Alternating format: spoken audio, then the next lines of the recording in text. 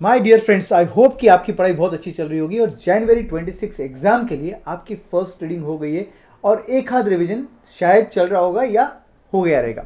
तो दोस्तों, यहाँ पर मैं आपके लिए एक ABC analysis for financial management paper लेके आया हूँ। दोस्तों, FMSM एक पेपर है, but obviously I will be only talking about the financial management part. इसका ABC एनालिसिस ये किस काम में आता है सर, और ये अभी एग्जाम के इतने दिन पहले क्यों? सिंपल सी बात है, ये एक सिंपल सा एनालिसिस है जिसके बेसिस पर आप जज कर सकते हो कि भाई आपको किस पर ज़्यादा ध्यान देना है इस वक्त जब एंड मोमेंट है तब, और रिवीजन किसका ज़्यादा करना है। और एग्जाम के तुरंत पहले मैं ये इसलिए डाल रहा हूँ because I don't want you to have your first reading biased. Unbiased first reading होना बहुत ज़रूरी था, इसलिए ABC एनालिसिस कभी भी मेरा एंड में ही आता है, एग्जाम के नज़दीक ही आता है। तो दोस्तों, इसके आगे आप जब रिवीजन करोगे या 1.5 डे बिफोर एग्जाम जब आप पढ़ाई करोगे, तो दोस्तों इन चैप्टर्स पर आप according to category A, B and C पढ़ाई करोगे। कैटेगरी A मतलब हाई वेटेज, कैटेगरी B मतलब उससे कम, और कैटेगरी C मतलब सबसे कम। ये एनालिसिस का एक डिस्क्लेमर है दोस्तों कि ये एनालिसिस 100% ट्रू नहीं हो सकता। हो गया तो बहुत अच्छी बात है, बट होने के चांसेस इतने 100% नहीं होते। रीजन बहुत सिंपल है, दिस इज स्पेकुलेशन कि भाई ये एक एनालिसिस के बेसिस पर ड्रॉ किया हुआ कंक्लूजन है, बट ये एग्जैक्टली सेम एग्जाम में होगा ऐसा जरूरी नहीं है, बट येस प्रोबेबिलिटी वाइज हो सकता है। तो दोस्तों, category A, B and C। Category A में कुछ चैप्टर्स यहां पर डाले गए हैं, जैसे कि पहला चैप्टर दिख रहा है आपको कैपिटल स्ट्रक्चर। तो दोस्तों, इस चैप्टर से 10 मार्क्स ईच का क्वेश्चन एक्सपेक्टेड है, इसलिए इसको कैटेगरी A में डाला गया है। कैटेगरी B जो है वो 5 मार्क्स ईच का क्वेश्चन रह सकता है। इस चैप्टर पर जब क्वेश्चन आएगा तो 5 मार्क का क्वेश्चन एक्सपेक्टेड है, मुझे लगता है। एंड कैटेगरी C में 2 से 3 मार्क के क्वेश्चन पूछे जा सकते हैं। तो दोस्तों, कैटेगरी A में जो 10 मार्क के क्वेश्चन पूछे जाएंगे, ऐसा मुझे लगता है कि कैपिटल स्ट्रक्चर चैप्टर में से कुछ स्पेसिफिक क्वेश्चन हो सकते हैं, जैसे कि सबसे पहले क्वेश्चन का कैटेगरी हो सकता है एक्सपांशन वाले क्वेश्चन, जहां फंड रेजिंग चल रहा है वो वाले क्वेश्चन, फंड रेज वाले क्वेश्चन। तो दोस्तों, फंड रेजिंग के वक्त आपको डेट, इक्विटी, प्रेफरेंस, ये सब चॉइसेस मिलते हैं। Plan A, plan B, plan C, ये सब चॉइसेस मिलते हैं। तो मुझे लगता है कि ये कैटेगरी पर आपको क्वेश्चन इस चैप्टर में से आ सकता है, या तो मुझे लगता है कैपिटल स्ट्रक्चर में वो आपको पूछ सकते हैं financial break even point and indifference point. तो दोस्तों, ये दो मुझे लगता है कि इस चैप्टर में से आने की पॉसिबिलिटी है ज्यादा। ओके, तो नोट करते जाइए दोस्तों जो बोल रहे हैं, ठीक है। Second is cost of capital. Cost of capital मतलब computation of KE, KP, KD वगैरह।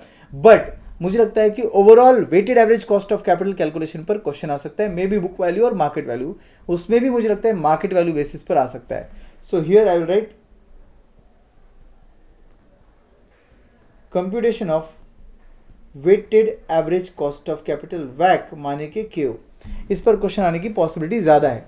देन कैपिटल बजटिंग दोस्तों, इसके ऊपर आपको CFAT कैलकुलेट करना होगा and you will have to go for NPV और PI और IRR। मुझे लगता है ये कैटेगरी पर एक क्वेश्चन एक्सपेक्टेड है। रिप्लेसमेंट वाली कैटेगरी पर भी क्वेश्चन आ सकता है, बट वो पिछले एग्जाम्स में आ चुका है। तो मुझे लगता है कि ये लॉन्ग ड्यू वाला क्वेश्चन था जो कैपिटल बजटिंग में आ सकता है, राइट। 10 मार्क का क्वेश्चन। अब इनमें से कुछ भी हो सकता है कि आपके केस स्टडी बेस्ड MCQ में भी आ सकता है। ओके, जो कैटेगरी A में जो बोल रहा हूँ वो। Now coming to category B। Category B में आता है सबसे पहला टॉपिक रेशियो एनालिसिस। इस पर मुझे 5 मार्क का क्वेश्चन एक्सपेक्टेड एग्जाम में आएगा, और रेशियो एनालिसिस में भी वो टिपिकल क्वेश्चन आएगा जहां पर आपको रेशियोज दिए हैं और आपको P&L बैलेंस शीट ये बनानी होगी। तो preparation of profit and loss account oblique balance sheet, तो ये क्वेश्चन एक्सपेक्टेड है। रेशियोज गिवन रहेंगे और आपको प्रिपेयर करना होगा आपका P&L and balance sheet.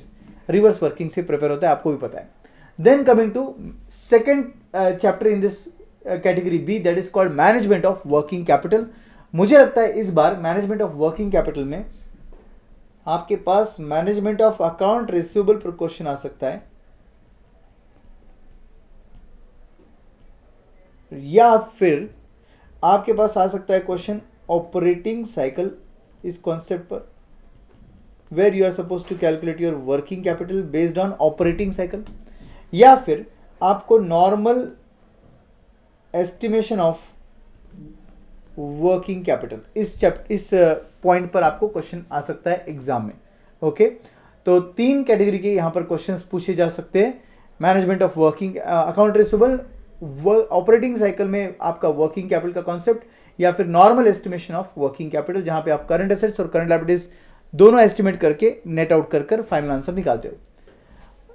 Third जो चैप्टर आता है इस बार वो है लेवरेज। लेवरेज बहुत टाइम से कैटेगरी ए में था, बट अब कैटेगरी बी में मुझे इस एग्जाम के लिए लगता है, जहां पर लेवरेज में 5 मार्क का क्वेश्चन एक्सपेक्टेड रह सकता है, right. Then coming to category C. Category C 2 से 3 मार्क के थ्योरी क्वेश्चंस या प्रैक्टिकल क्वेश्चन भी हो सकते हैं। इसमें डिविडेंड डिसीजन चैप्टर पहला मुझे लगता है, जहां पर आपको 3 अलग अलग वैरायटी ऑफ क्वेश्चन पूछे जा सकते हैं। ऐसा मेरा एक्सपेक्टेशन है कि 3 वैरायटी ऑफ क्वेश्चन यहां पर पूछे जा सकते हैं। वॉल्टर मॉडल पे आपको क्वेश्चन आ सकता है, या फिर गॉर्डन मॉडल पे आपको क्वेश्चन आ सकता है, या फिर आपको क्वेश्चन मिल सकता है एमएम अप्रोच पर। तो ये 3 में से किसी भी अप्रोच पर आपको क्वेश्चन डिविडेंड पॉलिसी में एक्सपेक्टेड होना चाहिए। देन चैप्टर नंबर 1, इसमें थ्योरी आ सकता है, टाइम वैल्यू ऑफ मनी वाला पार्ट है, बट वो प्रैक्टिकल पार्ट नहीं आता है टाइम वैल्यू ऑफ मनी का।